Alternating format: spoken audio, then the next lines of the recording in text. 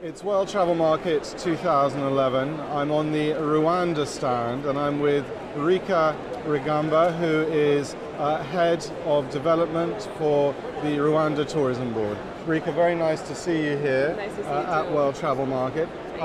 First question I wanted to ask you is, a lot of people will not be that familiar with Rwanda compared to perhaps other countries of Southern Africa. How would you summarize the unique touristic appeal of Rwanda and why tourism numbers are growing so much now? I would summarize it and say Rwanda offers what people are used to in terms of the wildlife but much more. We are very known for the mountain gorillas, which are found only in the massif of Virunga, where we have about 10 families. And that gives people the opportunity to learn about the mountain gorillas, which is an endangered species. But we also have other natural beauties. One of our park is Nyungwe National Park, which is very known because it has 13 different types of primates, more than 200 different species of birds, and a new canopy walkway, which was launched last year, which apart from Ghana, is the only canopy walkway if you don't consider South Africa. So it's one of a new product in East Africa, which we are particularly proud of. But I think what's also quite unique about Rwanda is that it's a relatively small destination, which allows you in after 7 to 10 days to be able to experience the wildlife, but also the culture of the country. So you're able to have the experience that you would get in any other African countries in an easy way. It's easy to get around. The infrastructure is well developed, so you're able to experience the landscape. We're known for land of 1,000 hills, the culture, and the wildlife. And what new developments can the trade look forward to from a sort of tourism infrastructure over the next year to 18 months? I suppose I'm talking about things like improved air links or just ease of getting around, new hotels opening, things like that. So there is a lot going on. I would already mention that it's now been close to a year that KLM started flying to Rwanda since November last year.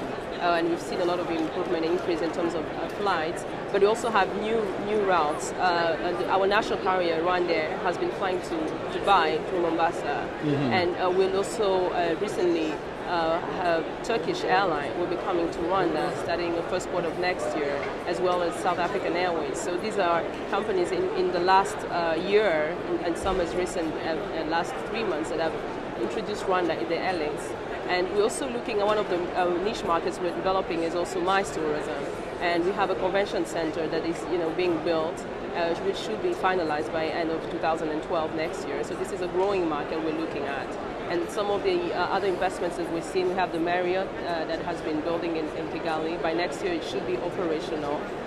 And for the convention center, Radisson Blu will be the management, the company will be managing the hotel at the convention center. And we are, of course, welcoming many investors that are coming into the country to be able to develop this sort of 5-star lodge to be able to accommodate this growing market that we're seeing, especially in the convention and the conference tourism.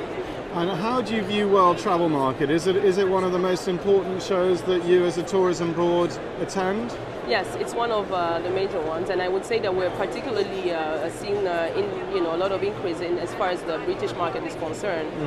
For the last from January to August, we've seen a 41% increase of British travelers to Rwanda, and I think that's a proof of evidence in the statement that people are interested in the destination, and we're foreseeing that that would increase. And we've also seen a lot of interest from our travel and tour operators, our private sector, who are showing more interest in participating at the World Travel Market. Sure. So well, that sort of increase would indicate that there was a direct link from the UK to Rwanda, which there isn't, which must mean that it's people don't mind maybe having to transfer once still to get to Rwanda. Exactly. Yeah. I would think so. I would think that with KLM, relatively, that's we've been having us in Brussels and now having KLM in the market as well. That gives more options. Absolutely. Makes it more affordable and eases the travel. So we think that's quite a So the main airport can take wide-bodied planes, can it? It can, and one of the a very important infrastructure that we're looking at as well is a new airport in Bugesera, which is a new airport that we're looking at. We've advanced in terms of the studies that have been done, and we're currently talking to investors to see that they would be able and interested in helping the government. We're looking at a PPP kind of model to develop that. So this is a medium-term project, but because of the rising interest in airlines, that will be in the next, by 2017, we'll be confident to have even more and bigger carriers. Well, Rika, thank you for keeping us abreast of all your exciting developments. I'm sure 2012 will be a wonderful year for Rwanda tourism. Yes, thank you very much for your time. Thank you. Thank you. Okay.